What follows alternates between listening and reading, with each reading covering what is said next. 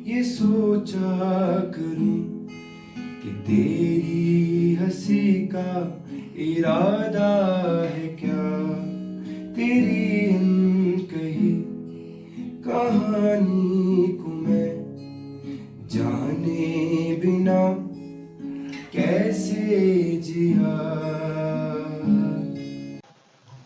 नमस्कार, सितारे हिमाचल के कार्यक्रम में आपका स्वागत है। आज हम आपको मिलवाने जा रहे हैं अखिल चौहान जी से, जो कि रोडू के जांगला के रहने वाले हैं। इन्होंने न केवल हिमाचल में बल्कि हिमाचल के बाहर भी गायकी के क्षेत्र में अपना मुकाम हासिल किया है। तो चलिए आज बातचीत करते हैं अखिल चौहान जी से। सर, आपका बहुत बहुत स्वागत है आदर्श हिमाचल में। सबसे पहले आप हमारे दर्शकों को अपना परिचय दीजिए। Thank you so much ma'am. सबसे पहले पूरे हिमाचल वासियों को मेरी ओर से नमस्ते। मेरा नाम अखिल है और मैं रोडू से हूँ। रोडू में एक तकरीबन 12 किलोमीटर अगर आप चढ़गांव की ओर जाओगे तो बडियारा से एक टर्न करता है। वहाँ पे एक बहुत ही सुंदर गांव है जिसका नाम जांगला है और मैं वहाँ का रहने वाला हूँ। जांगला मतलब मेरा जो प्रॉपर गांव है वो थली है, वो आसपास ही है। तो फिर मेरी स्कूलिंग वगैरह मेरे अपने गांव से हुई है, जांगला से, और मेरा कॉलेज भी सीमा कॉलेज रोडू से हुआ है। और मेरी हॉबी सिंगिंग है, बट मुझे मतलब I am a multi talented guy. मुझे बहुत सारी चीज़ें करना बहुत ज़्यादा पसंद है। एक आर्टिस्ट की लाइफ में एक फेज ऐसा होता है कि या तो वो किसी एक चीज़ में है या तो वो फिर बहुत सारी चीज़ों में है। हाँ। तो गायकी के क्षेत्र में आपको कहाँ से प्रेरणा मिली है? गायकी के क्षेत्र में मैं आप सभी लोगों को बताना चाहूँ कि मुझे गाना गाना ना मैंने कहीं से सीखा है, ना जैसे मैं गिटार बजाता हूँ। गिटार बजाना ही मैंने कोविड में सीखा था जब हुआ था। सारी स्किल्स शायद तभी पूरे भारतवासियों की तभी जनरेट हुई थी, मुझे ऐसा लगता है। तो फिर जो इंस्पिरेशन बने थे मेरे लिए वो कुलदीप शर्मा जी बने थे। उनका एक गाना था मोनिका सॉन्ग करके। तो फिर वो गाना मुझे इतना हिट हुआ कि मैं उसे सुनने लग गया। तो फिर एक बार मुझे स्कूल में गाने की अपॉर्चुनिटी मिली, तो फिर मैंने वो गाना वहाँ पे गा लिया। तो फिर इसके साथ साथ मेरी जो इंस्पिरेशन है क्लासिकल म्यूज़िक में, मैंने बहुत सुना है क्लासिक म्यूज़िक। इवन मैं सीखना भी चाहता हूँ। बाकी अगर देखते हैं कि अगर मुझे आगे सीखने का मौका मिले हिमाचल में भी, मुझे खुशी होगी। अगर मुझे हिमाचल में सीखने का मौका मिलता है तो मैं यहाँ से सीखना प्रेफर करूँ। जी। आपका कोई ऐसा सॉन्ग जो अभी तक हिट हुआ है सबसे ज़्यादा? हिट तो अभी ऐसा मतलब जो ऑफिशियली रिलीज्ड है ना वो अभी तक हुआ नहीं है। बल्कि अभी मैंने इंस्टाग्राम पे अभी मेरी वीडियो बहुत ज़्यादा वायरल हुई है। मैंने अभी सोलन में शो किया था, तो फिर नरेंद्र रंजन जी का जो डिसानी से है किया था, तेरा मेरा प्यार। तो फिर वो बहुत ज़्यादा उसमें मतलब पूरे हिमाचल से लेकर के उत्तराखंड से लेकर के मुझे टैग्स आए कि your voice is so amazing. मुझे अब ज़्यादा अपने काम को लेकर खुशी हो रही है कि लोग मुझे अप्रिशिएट कर रहे हैं मेरे काम के लिए। तो फिर अभी तक हाँ, बस अभी 1 या 2 गाने ही अभी जो इंस्टाग्राम के थ्रू वायरल हुए हैं। आप हमारे दर्शकों को बताना चाहेंगे कौन से गाने गुनगुनाएंगे आप थोड़ा सा? ओके, गुनगुनाने के लिए चलो मैं एक अपना पर्सनल फेवरेट गाना सुनाता हूँ, मुझे बहुत पसंद है वो। वो है चलो मैं पहाड़ी में सुनाता हूँ, ठीक है?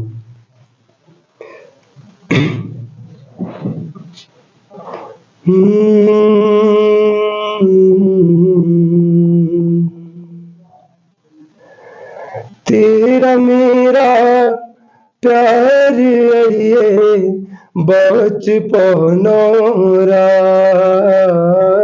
नहीं सताना दिलड़ू अड़िए एक ही दूजे हो नहीं सताना दिलड़ू अड़िए एक ही दूजे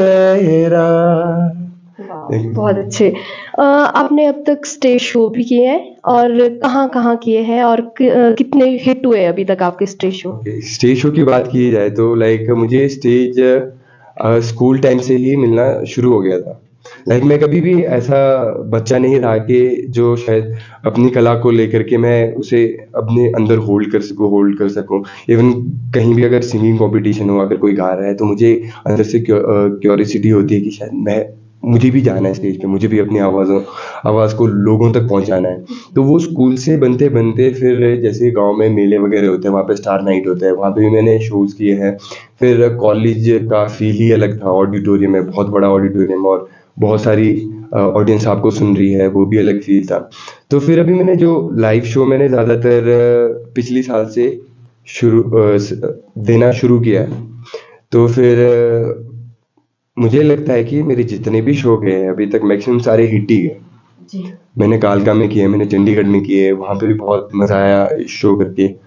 तो फिर शो के बारे में अभी फ़िलहाल इतना ही है। जी। हाँ जी। तो सिंगर की बात करें अगर, आपके अब तक के कौन से फेवरेट सिंगर्स रहे हैं, चाहे वो पहाड़ी हो, चाहे वो बॉलीवुड हो, चाहे हॉलीवुड हो? Okay, okay, okay. हाँ, ये बहुत ज़्यादा इंटरेस्टिंग सा क्वेश्चन है। पहले मैं पहाड़ी से शुरू करता हूँ। मुझे पहाड़ी में केवल राम बाष्टा जी, वो बहुत ज़्यादा पसंद है। लाइक उनकी जो वॉइस का टेक्सचर है, उनके जो गाने उन्होंने जो कंपोज़ किए हैं, और उनकी जो आवाज़, मतलब अमेजिंग, मेस्मराइजिंग बोल सकते हैं। उनके गाना मुझे सुनना, गाना बहुत ज़्यादा पसंद है। तो फिर अगर हम बॉलीवुड की तरफ जाएँ, तो one and only Arijit Singh, बहुत ही ज़्यादा खूबसूरत वॉइस उनकी है, आवाज़। और अगर इंग्लिश वाली साइड जाए, तो मैं ज़्यादा मेटालिका को सुनता हूँ, लाइक बैंड, पूरा बैंड। यस। तो आने वाली जो युवा पीढ़ी है, जो गायकी के क्षेत्र में जा रहे हैं, उनके लिए क्या संदेश देना चाहेंगे आप? बहुत ही खूबसूरत प्रश्न है फिलहाल। जो युवा है, मैं मतलब इस बारे में लाइक मैं बहुत टाइम से बात करना चाह रहा था। इवन अभी शायद इंटरव्यू के माध्यम से मैं शायद अपनी जो हमारी हिमाचल के यूथ है उन तक पहुंच पाऊं, और मैं चाहता हूं कि इससे भी बड़े स्टेज में मैं इस मुद्दे को उठा पाऊं। लाइक एक जो कलाकार होता है, जो आर्टिस्ट होता है, मुझे लगता है कि सबसे पहले उसका एक फैमिली सपोर्ट होना बहुत ज़्यादा इम्पोर्टेंट है। जितने भी शायद हमारे दर्शक देख रहे होंगे, उनमें फैमिली वगैरह होंगे, टीचर्स होंगे, और बहुत सारे सीनियर सिटीजन्स होंगे जो देख रहे होंगे। तो मेरा उन सभी से ये अनुरोध है कि अगर आपके आसपास कोई आर्टिस्ट है, आपका बच्चा सिंगिंग के लिए, मैं सिंगिंग के लिए नहीं बोल रहा हूँ, मैं जो भी और कला होती है, लाइक डांसिंग हो गया, स्पोर्ट्स में हो गया, अगर किसी को पढ़ाई पसंद है, वो हो गया, तो उसका जो एक प्रोफेशन है, बस उसको आप चेंज ना करो, आप उससे देखो। और म्यूज़िक सीखने वालों से मुझे बस इतना ही कहना है कि अगर कोई भी म्यूज़िक में इंटरेस्ट ले रहा है, तो फिर आप ऐसा ना सोचो कि आप कुछ नहीं कर पाओगे। तो मुझे इस बात को लेकर के एक बहुत खूबसूरत वाक्य याद आया है श्री कृष्ण जी का। वो कहते हैं कि एक बार वो अर्जुन से कह रहे थे कि एक एग्जाम्पल दिया था उन्होंने कि अगर एक कोई वर्कर है, वो काम कर रहा है, लाइक मैं तो अभी थोड़ा इंग्लिश के वर्ड भी यूज़ कर रहा हूँ ना, तो फिर वो उस साइड से आप मैनेज कर लेना। एक जो वर्कर होता है, जो काम कर रहा है, मजदूरी कर रहा है, अगर वो किसी ईंट या बड़े पत्थर को तोड़ता है, जो उसके पास है इंस्ट्रूमेंट, उससे लगातार मार रहा है, और लास्ट में जाके वो टूट जाता है, ठीक है। तो फिर जो वो पत्थर है, वो उस लास्ट जो उसका अटेम्प्ट था, उससे नहीं टूटा है। वो पत्थर उन अटेम्प्ट से पहले जो अटेम्प्ट हुए हैं, उनकी वजह से टूटा है। तो फिर सिंगर, जितने भी आर्टिस्ट हैं, उनके लिए ऐसा है कि अगर आप स्ट्रगल कर रहे हो, तो कभी ना कभी, कहीं ना कहीं वो आपके काम आने ही वाला है। मैं 101% श्योर हूँ। आप बस लगे रहो और अपना काम को, मतलब एक पूजा होती है ना, वैसे करके उसमें आगे बढ़ते रहो, तो शायद कुछ ना कुछ आगे आपके लिए बहुत, भगवान ने बहुत ज़्यादा अच्छा लिखा होगा। तो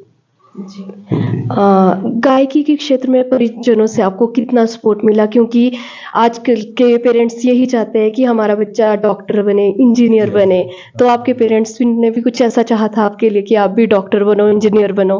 हाँ, बिल्कुल सही। मेरे जो पेरेंट्स हैं, पहले सपोर्ट नहीं था, अब है। लाइक मैं भी एक मिडिल क्लास फैमिली से बिलोंग करता हूँ। तो फिर जो पहला पेरेंट्स का जो आपके ऊपर जो उनकी पहली प्रायोरिटी होती है या उनकी जो पहली एक्सपेक्टेशन होती है वो ये होती है कि हमारा बेटा एक गवर्नमेंट जॉब में लगे, राइट। तो फिर मुझसे बड़ा मेरा एक भाई है, तो thanks to my brother and my family, my father, my mother, मैं मतलब उनका धन्यवाद करना चाहता हूँ। लाइक उन्होंने कभी भी मुझे ज़्यादा पुश नहीं किया कि तू यही चीज़ कर, ठीक है।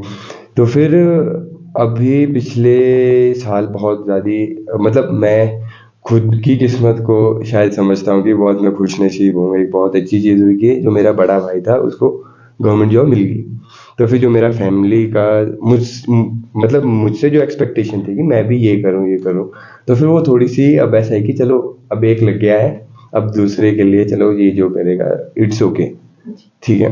तो फिर फैमिली का सपोर्ट मैं तभी बता रहा हूँ, मैंने इससे पहले भी कहा था कि फैमिली वाले प्लीज़ अपने जो उनके है चाइल्ड है उनकी स्किल को प्लीज़ देखिए वो क्या बनना चाहता है। तो इससे जो आपका चाइल्ड है या कोई आर्टिस्ट है या कोई मतलब यूथ है उसको अपने काम करने में ज़्यादा मज़ा आएगा। उसको किसी प्रेशर में होके वो काम नहीं करना पड़ेगा, उसको उस काम करने में बहुत मज़ा आएगा। आजकल की जो युवा पीढ़ी वो नशे में भी ज़्यादा जा रही है, Yes. बढ़ती जा रही है। तो आपको क्या लगता है कि गायकी के क्षेत्र में आने में वो क्या मतलब नशे से दूर जा सकती है? गायकी के क्षेत्र में लाइक एक बात है, मतलब एक र्यूमर है, र्यूमर को कह सकते हैं मिसकंसेप्शन या गलत धारणा कहना बहुत ज़्यादा इसके लिए एक सफिशिएंट वर्ड होगा कि लोग समझते हैं कि मतलब पहले से पता नहीं कौन बोल के गया है कि नशे करने से फोकस बढ़ता है। I don't know. अब मतलब अब जैसे अगर कोई नशा करता है ना, कि अगर एक आर्टिस्ट नशा कर रहा है या अगर कोई पढ़ने वाला लड़का कर रहा है, मैंने भी अपने स्कूल टाइम में सुना था, अपने कॉलेज टाइम में सुना था कि बस शाम को एक लड़के ने ऐसा किया, उसने नशा कर दिया और अगले दिन उसको सारा याद रखा और उसने लिख लिया। ऐसा कुछ नहीं होता है, ठीक है। जहाँ तक मैंने कॉलेज में बीएससी की है बॉटनी में, तो फिर मैं साइंस से थोड़ा ज़्यादा ही मतलब मुझे प्रैक्टिकली चीज़ें ढूंढना या किसी चीज़ को प्रैक्टिकली सोचना मेरे को अच्छा लगता है। मतलब होता है ना कि एक जड़ तक जाना, वो ज़्यादा इम्पोर्टेंट चीज़ है। नशा करना मतलब नशे करने से ज़्यादा मुझे लगता है कि बॉडी का हार्म बहुत ज़्यादा होता है। आपने हमारे दर्शकों को बताया कि आप गिटार भी सीख रहे हैं, Yes. तो इसके पीछे आपका क्या मकसद है सीखने का? गिटार के पीछे लाइक इसके पीछे भी बहुत इंटरेस्टिंग सी स्टोरी है। इवन मेरा एक फ्रेंड था राहुल करके स्कूल में, तो फिर उसके घर पे मतलब होता है ना कि हमारे अगर साइड हो गए तो जो चर्च होते हैं तो वो घर पे किसी के प्लेस्ड होता है लाइक। तो फिर एक बार मैं चला गया उसके साथ ऐसे ही, मतलब ऐसा नहीं था कि मैं वीकेंड पे गया था, मैं एक दिन ऐसे ही चला गया उसके घर, क्योंकि फ्रेंड्स के घर जाना बहुत ज़्यादा मतलब ऐसा स्कूल टाइम में तो आना जाना फ्रेंड्स के रूम पे ये बहुत ज़्यादा चलता है। तो फिर उसने एक बार मुझे बताया कि मेरे पास गिटार है, तो फिर मैं उसके घर चला गया।